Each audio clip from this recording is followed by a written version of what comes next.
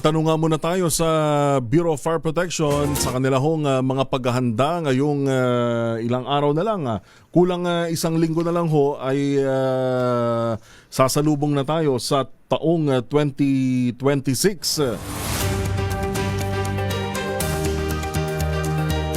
Kamusta nga ba? Ano ang paghahanda ng BFP? Gayon din ang mga major fire-related incidents ngayon pong 2025.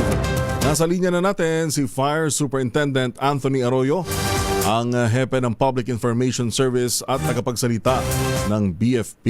Superintendent Anthony Arroyo, sir, magandang umaga po. Si Yuel Reyes po ito sa DZRH. Sir, good morning. Yes sir, magandang umaga rin po sa UL at gayon din sa lahat ng mga tagapakinig ng magandang umaga, Pilipinas. Opo. At unahin na natin sir, kamustahin po natin ang preparasyon po, paghahanda ng BFP sa Salubong 2026? Ay tama po, ang aming isang ginawang hakbang ay patungkol dun sa Oplan paalala nga na iwas paputok ay tinaas na namin ang from blue alert ay naka red alert na kami ngayon.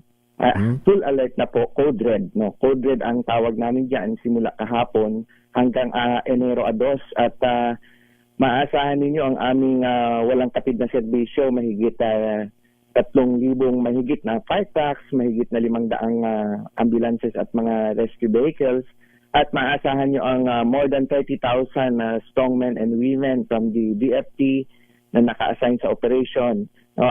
Ito po ay makikita nyo ang mga fire truck ambulances sa mga pangunahing kalsada, sa mga matataong lugar, simula kahapon sa mga designated firework, lalo na pagdating ng 24 at saka 31, pagsalubong ng sa Pasko at sa Bagong Taon. Ganon din sa mga tindahan ng mga paputok, nandun na rin po naka-standby ang mga kasama namin. Gayon din sa mga terminal ng mga bus at iba pang pagtitipon na maraming tao. Yes po, ayan, kasama po yan. Yes. Magandang ganito, Superintendent Arroyo, sir, na full whole of government approach, ika nga na magkakasama ang iba't ibang uniform personnel po natin sa gobyerno. Pagka ganitong season, sir, na naka-red alert tayo, ano po yung mga partikular na tinututukan natin na unang-una, maliban doon sa mga sunog na sanhi naman ng mga firework related? Yes, sir. Yung aming intensified na po yung aming community approach din at paalala sa community yung paggamit nga ng paputok hanggat maaari nga wag nang gumamit na lamang ng mga alternatibong paingay at saka mga kailaw.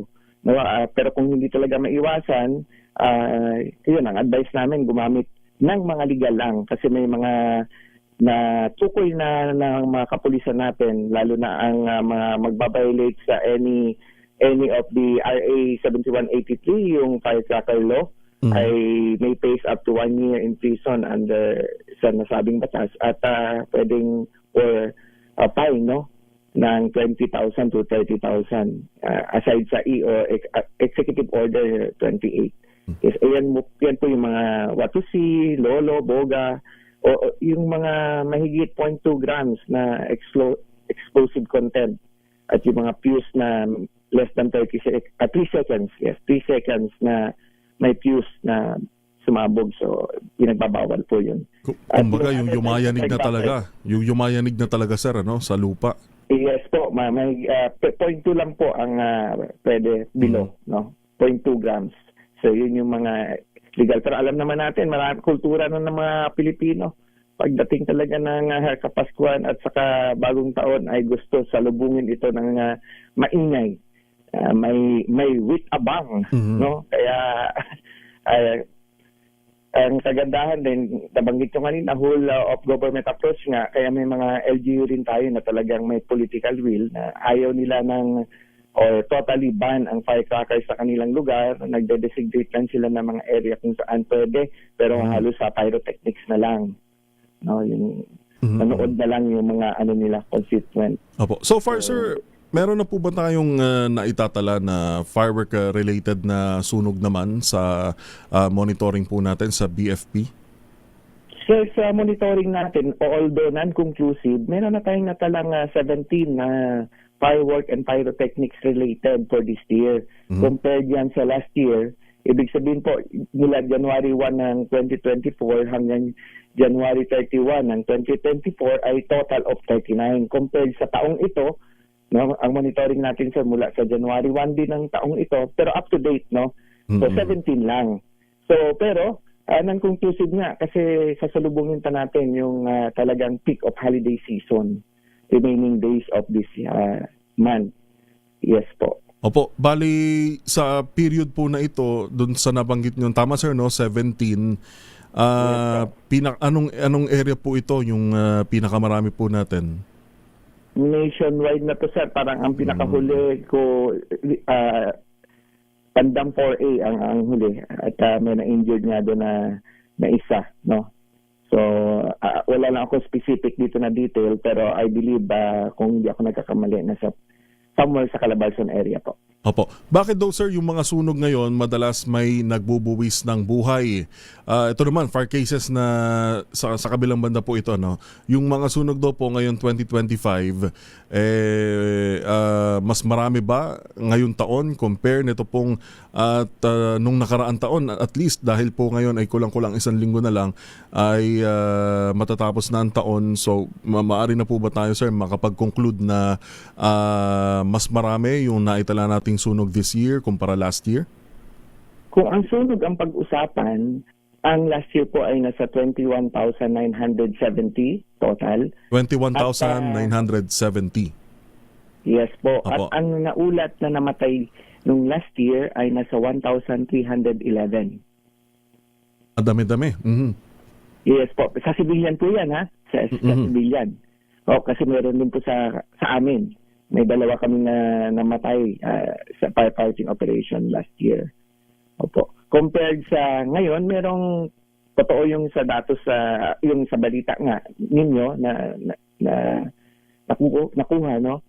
Ang structural bahagyang tumaas from 21,970 ay nasa running na non-conclusive pa siya kasi meron pang remaining days ay nasa 22,308 as of yesterday. No, may 2% increase na. 22, that's 22,308 ang namatay po dahil sa sunog ay teka lang sir, sorry. Opo. Go ahead sir. Opo. Ang fatalities, injury pala yon, ang 1,311 na banggit ko. At anong nabanggit ko kanina sir? 373 ba? Opo, nasa ganun sir. Sige po. Opo, ang sa fatality sa last year ay 373 compared sa ngayon ay 495 na Civilians po ito. Yes po, 33% increase. 373 again at last year 495. At saka sa kapwa naming or kasama naming bombero, 2 last year, wala naman sa ngayon. At sa civilian naman ay yun po 473 495.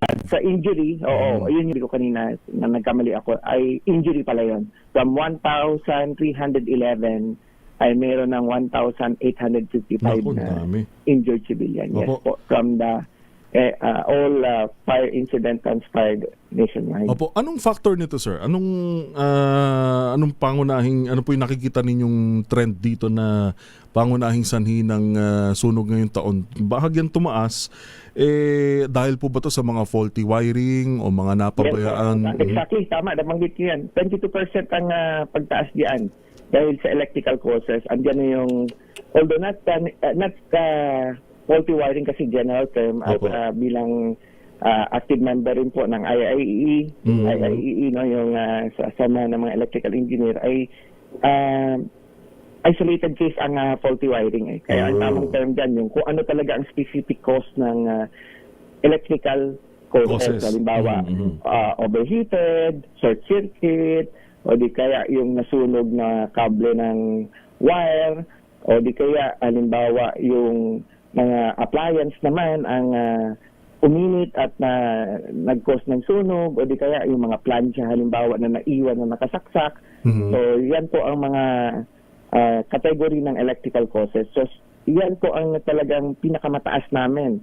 Nasa 9,650 dahil dyan. No? Increase of 22%. Kaya yan po ang bibigyan namin diin ng paalala this year kasi based sa data namin, ano ang kakulangan na dapat magkaroon ng karagdagang kaalaman ang ating mga komunidad pagdating diyan sa pag-iwas sa sunog. No? Mas maganda kasi iwasan ang sunog kung talagang hindi maiwasan, maayos din na may sapat na kaalaman naman paano labanan ito. Lalo ngayon, Sir Anthony Arroyo, no, na maraming nagbabakasyon, maraming nagpupunta sa malalayong lugar, baka mawala sa isip natin na may mga naiwang palang mga nakasaksak. Kaya ano po bang paalala ng BFP sa atin mga kababayan para maiwasan ang sunog at maitawid natin ng ligtas ito pong pagsalubong natin sa 2026? Yes po, yan po yung paalala namin. Kung talagang aalis ng bahay at talagang tatagal, i-unplug po lahat ng mga appliance at saka kagamitan natin na pang-yung kuryente. Or kung pwede, wala naman ang rep, pwede i-unplug na or i-turn off na yung or i-main switch, no? Tanggalin na ay ibaba muna ang circuit breaker or main switch. Opo. Maliban, go ahead, sir. Yes po, sige sir. Sir, balikan ko lang ng electric causes natin. Maliban po dito sa electric cause, ano pa po yung mga sumunod dito? At least top 3 or top 5 po natin ng mga major causes ng sunog ngayon 2025 para partikular mapaalalahanan yung mga kababayan ho natin na eto na yon, wag na nating sundan, wag na natin dagdagan pa yung bilang na yan. Yes, sir. Especially this holiday season nga, nabanggit, pangalawa yan, open flame. So yung mas marami ang nagluluto, open flame po. Open flame. Opo. So kung ano mga open flame na yan, pero kadalasan yan yung naiiwan na nagluluto o di kaya habang nagluluto ay kumalat yung apoy. Lalo na this holiday season, mas marami ang naghahanda ng mga pagkain. So, pero bumaba siya ng 25% from 7,644 last year. Pero pangalawa pa rin hanggang this year na nasa 5,761. So, open flame po. So, mag-ingat rin sa pagluluto kung minsan unattended cooking o di kaya ang based on our data dahil naman sa mga LPG na nag-open flame. Yung mga leak na LPG, yung kuminsan yung ang tawag namin doon ay yung parang super kalanda yon. Oo, kasi galaw ng galaw habang nagluluto tapos isa lang yung mekanismo, kumbaga tangke na maliit tapos meron ng burner sa taas. So nagagalaw siya compared sa yung other talagang LPG na 11.5 kilograms, nahiwalay yung burner niya. May hose na pwedeng... may hose or may pipe. Pero yung ganong klase ng mga LPG ay, siyempre, habang nagluluto, nagagalaw. So may tendency siyang mag-leak. At yun, nagiging cause ng sunog. At madalas ginagamit yun halos sa loob lang ng kwarto, hindi talaga sa kusina. Sa loob ng parang isang maliit na kwarto na converted na sa kusina at sa lahat-lahat. No? So, yun yung mga madalas. So, ang gusto kong iparating doon ay hindi properly ventilated yung area. Kung minsan. So, kung may singaw man, hindi na dissipate agad yung LPG na sumingaw. Lalo kung amoy gas na yung paligid, sir, no, na kaya dapat malakas din yung pang-amoy sa ganyan Kasi makapag may isang bagay lang na mag-spark, sunog agad yan. Actually po ang LPG nga ay odorless yan, pero nilalagyan yan, mandatory requirements yan, nalagyan ng ethyl mercaptan, ito yung masangsang na amoy, parang natin egg na, para ma-detect natin. So kung tama po, kung naamoy natin yan, wag nang mag-introduce ng another triangle of fire. So meron na tayong presence of fuel, yung LPG na highly volatile yun, kumbaga talagang nag-multiply 270 times sa ere kung from liquid. Kasi liquefied petroleum gas. Ibig sabihin, ang laman ng tangke ay liquid. Pero pag nag-expose na siya dahil may leak, ay nasa atmosphere na siya at nagmumultiply siya ng 270 times.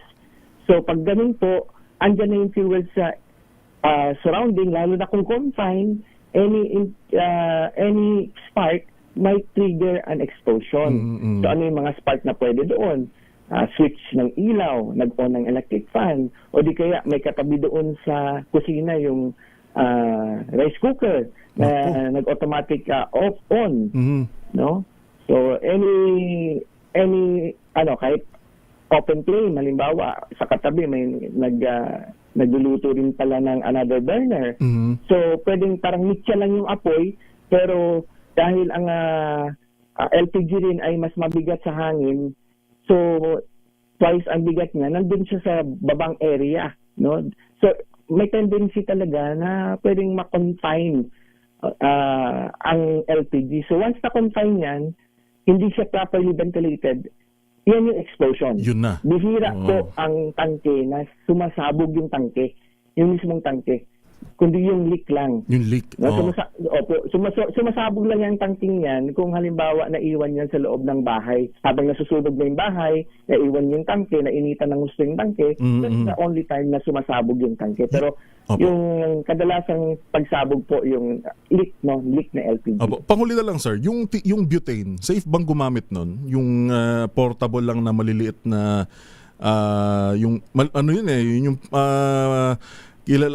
sikat ngayon na ginagamit sa mga sangyup, no? Yung butane na maliit lang, isusuksok mo lang dun sa maliit na stove. Safe ba yun? Possible bang pagmulan din yon ng sunog?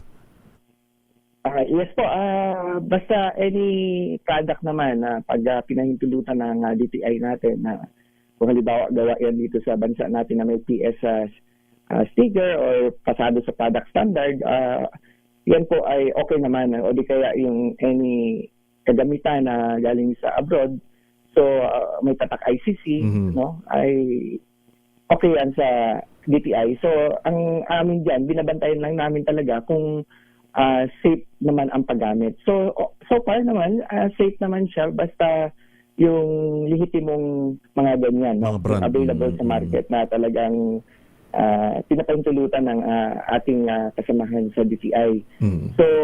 So far, may mga instances na nagiging dahilan siya ng sunog, pero more on yung yung halimbawa, nagkaroon ng unnecessary na leakage doon sa butane. O di kaya, based on our cases, naka-on na. Kumbaga, matagal na siyang tuloy-tuloy na nakalabas yung butane, pero wala pang introduction of ignition or fire. Yun pala, marami na yung na-accumulate na presence of butane sa atmosphere. So, hindi na malayan. Inon ulit. So, yun yung kuminsan na Nako. biglang parang small explosion, pero pwedeng masunog yung mukha, Opo. yung buhok. Delikado pa rin. Opo. Opo. Yes po. Anong tulad ng LPG na ginagamit natin. Kaya yun. Pag naamoy talaga, na masangsang, naamoy, presence of ethyl mercaptan, talagang i-ano muna natin, properly ventilate natin. Alright. Na Opo. ma-dissipate na ang nasabing presence of highly flammable na gas or Opo. liquid. Yes po. Superintendent Anthony Arroyo, sir, maraming salamat po sa nabulabog namin kayo ngayong ganito po kaaga at mapaalalahanan na ating kababayan. No problem, sir. At alam naman namin kayo po ay ang katuwang namin sa pagpapalaganap ng aming adikain. Maraming salamat din po. Makakaasa po kayo, sir. Maraming salamat po at ingat sa mga kawani natin sa BFP na naka-duty at sasaklolo ngayong holiday season. Good morning, sir. Yes, sir. Good morning, Sir Yuel. At mabuhay tayo. At maging ligtas ang ating pagsalubong sa Pasko or ang ating Kapaskuhan at gayon din ang bagong taon. Maraming salamat, sir. Fire Superintendent Anthony Arroyo, ang spokesperson ng Bureau of Fire Protection. Magandang umaga, Philippines!